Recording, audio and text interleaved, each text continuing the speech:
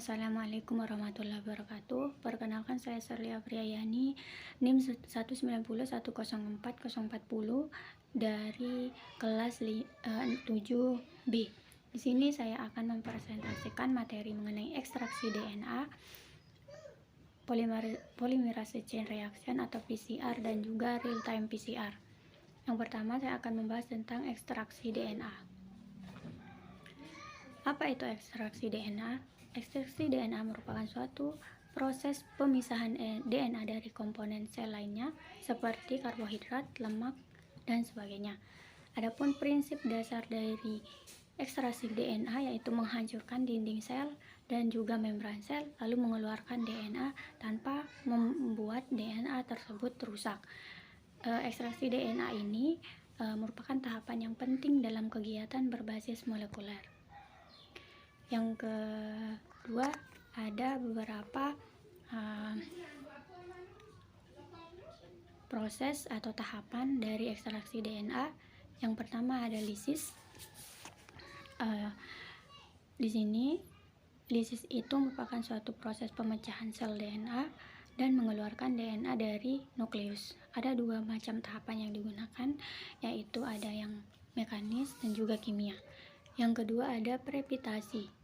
Proses prepitasi ini adalah suatu proses pemisahan DNA dari debris seluler yang tidak butuhkan atau pemisahan dari kontaminan.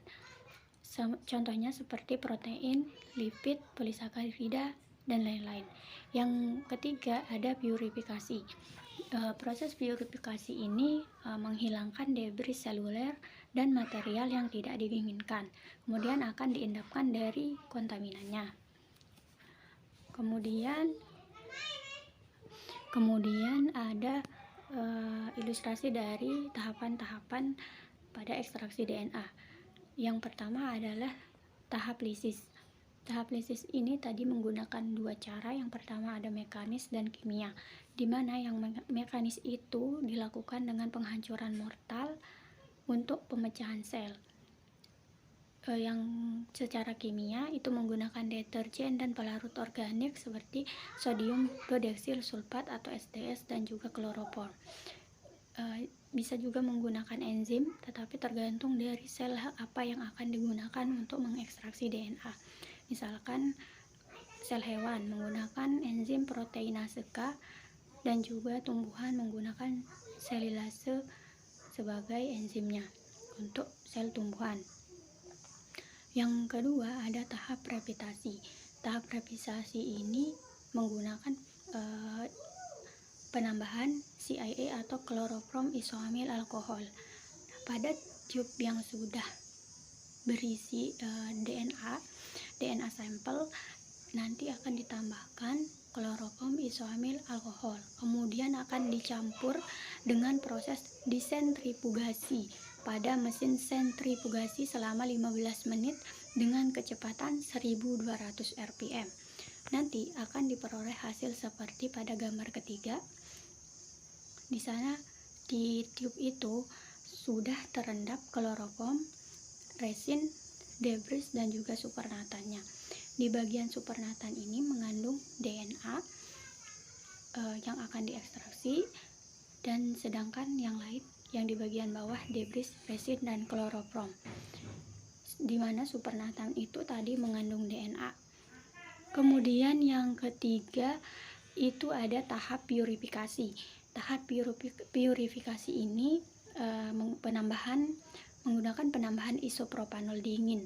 Nanti volume isopropanol dinginnya harus sama dengan volume DNA yang digunakan.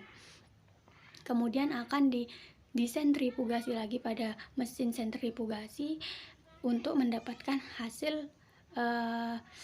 hasil berupa endapan bening DNA murni. Bentuknya seperti pada gambar di samping kiri. Di bagian yang keempat, di tengah itu ada satu gumpalan berwarna putih tetapi masih agak creamy. Nah, karena DNA-nya masih agak berwarna creamy, maka akan dilakukan lagi tahap purifikasi yang kedua. yang kedua ini menggunakan etanol 70%. Bisa dilihat di gambar pada samping kanan. Nah, di sana nanti setelah penambahan etanol 70% itu baru diaduk atau dicampur lagi atau disentrifugasi lagi menggunakan mesin sentrifugasi selama 15 menit dengan kecepatan 6000 rpm.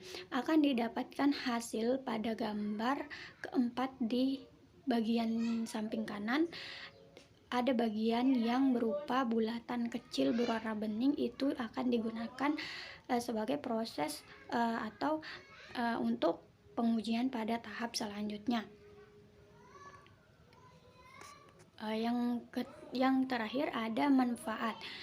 Manfaat dari hasil ekstraksi DNA bisa digunakan untuk atau sebagai bahan dari amplifikasi atau perbanyakan DNA menggunakan metode PCR.